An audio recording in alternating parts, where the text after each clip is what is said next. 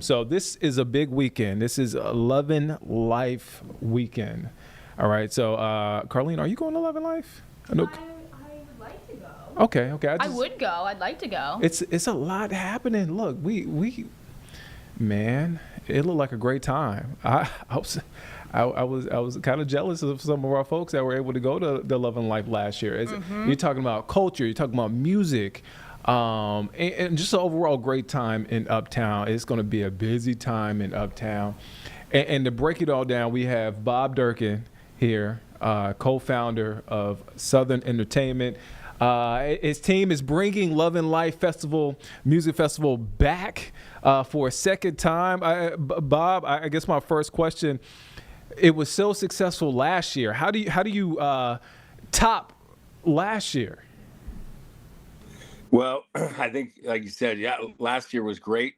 I think we've got a even stronger lineup with Dave Matthews and Gwen Stefani, who's just an American icon. From now she's on The Voice to she's reinvented herself so many times, from No Doubt now to her duets with her husband Blake, and then of course Benson Boone, who's the was the darling of Coachella, and they've nicknamed our little festival here Boonechella because I think we're going to get to see his patented jump off the piano. So like you said, it's culture, it's community, it's fun, it's family, it's great food, and some of the best music in the world.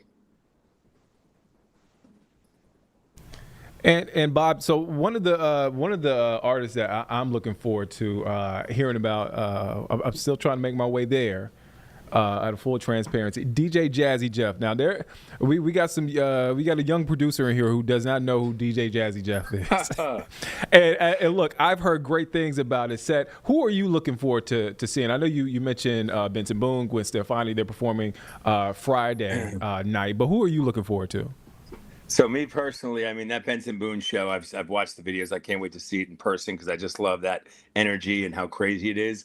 But my personal taste, number one, is Pitbull. His shows are energy from one note from the beginning to the end.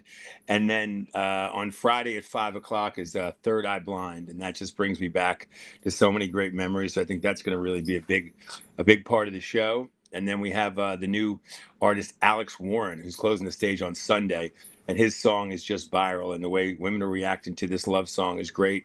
And if you haven't heard Alex Warren, you will, so I check it out. And then on Saturday I will be front and center for Ludacris because his songs are amazing. He brings so much energy, films, music. He's just an unbelievable talent, and we're so lucky and excited to have him here. As a music nerd that I am, like I love how you have different generations, right? Like you have like a Big X plug rapper out of Dallas, and then you have Yeah. somebody like Ludacris, right? Who early late '90s, early 2000s, mainly the early 2000s. Um, to see those different generations come together, man, what is that like? So, the last few years, it's been amazing the transition music has made. Everything that they fed us on the radio is what we grew up with. But now you can go find your favorite music, Spotify, online, social. So it's amazing. My kids are 14 and 19, and through TikTok, Instagram, they've been exposed to Pitbull, been exposed to, we had Stevie Nicks last year. So it's great to see the young generation really appreciate, the Gwen Stefani and the Dave Matthews. So you'd think they wouldn't know, but a lot of the younger people know it. So that's what's great about it. I think is music brings those generations together, and then also, like you said, we have some of the parents bringing their kids. Their kids want to see Benson Boone. Mom wants to see Gwen Stefani. Kids want to see Teddy Swims. Mom wants to see Dave Matthews. So there's a great dichotomy there, and I've seen families who posted last year who kids are running around, and then just like you said, in general, if you're a music nerd, we got all types for you. And I would definitely recommend checking out the local stage in First Ward Park, which is sponsored by Ascent, the women's soccer team this year. And that is going to be bands each day from the local and regional area.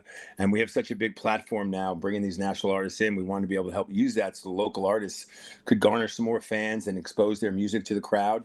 And just as important, to the fans who come to Love and Life, so they can expose to new music and music that's local and regional here. So, could mean something to them. So we love helping foster music in the community. And I think that's one big thing that people should go check out. What did you guys learn from last year? The inaugural festival last year, and how are you guys applying with the lessons learned from last year to this year? So what's great about Charlotte is they are the best when it comes to large events. We've worked in a lot of cities around the country, and there's no better city than Charlotte in this public-private partnership to provide security, medical, fire, and the police are top notch. So we recapped right after last year, and I think all reports it was a tremendous success. It was a very safe event, but there's a few things that can be tweaked. So we've been working with them all year long to make sure best practices come into place. And then when it comes to some of the setup, people were really happy last year with no lines to get in, no lines for the bathroom, get a drink, get food easy. And so we're hoping to grow on that. We've changed a few things with the layout, but only really to help the ease of getting around. So we took a lot of the recommendations from some of the, people coming here, people that are experts at this. And I think we've tweaked a few things to make the experience even better. So we're excited about that. But I think our sponsors have added some activation. The local artists have built one of our lineup T-shirts. They built the Instagrammable big heart that you can take your picture in front of. So we just try to incorporate even more of the local flavor. Public safety number one. Make sure all of that's best practices, and we're putting on the safest, most fun event.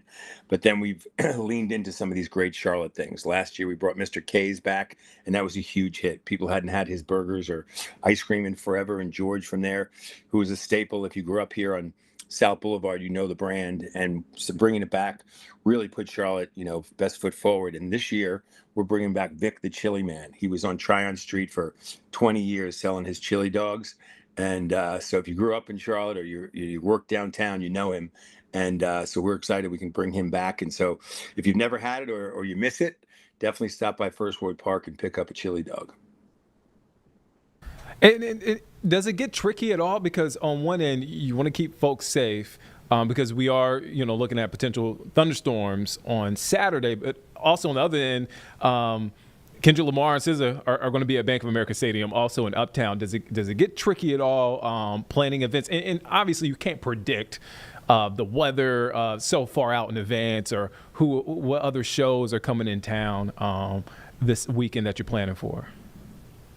Yeah, having another show at the stadium's not ideal, obviously. We'd like to have, and hopefully we can work on that in the future to make sure that the schedules do match up, because, we could move a couple of dates here or there, and they do too. So hopefully some more communication, we can avoid that in the future.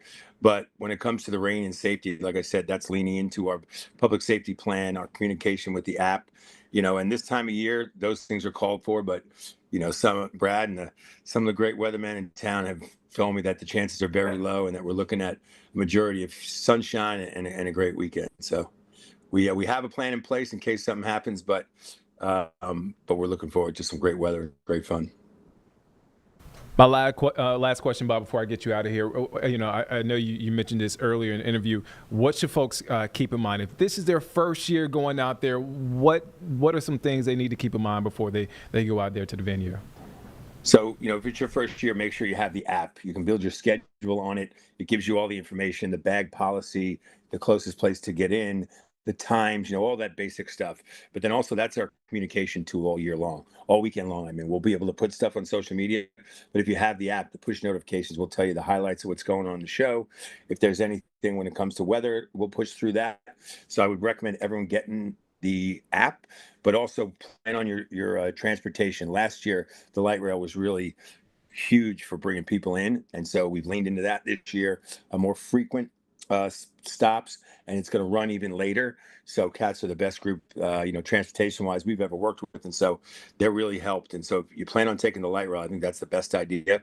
Then we also up on College Street have Uber and Lyft spots. So I would recommend Uber, Lyft, or the light rail, and get the app, and just come with your festival in mind, dress up for the theme nights, and just come ready to have a great time and celebrate with your neighbors in Charlotte, and listen to some of the best music, and expect some really cool special surprises. Bob Durkin, Southern Entertainment. Bob, thank you for your time. And Bob, man, you got the newsroom buzzing right now. A lot of folks, when the initial announcement came out, a lot of folks in the newsroom were excited. So I know a lot of folks in the city are excited for the show. Great, great. Thank you for having me. I really appreciate the support. All right. Thank you again for stopping by Live Impact News on WCNC Plus. It is going to be a great time in Uptown. It was a great time last year. It's going to be a great time this year again. Anytime you bring culture, live music, and the community together, it's most certainly to be one of those events that folks will be talking about and anticipating for year after year.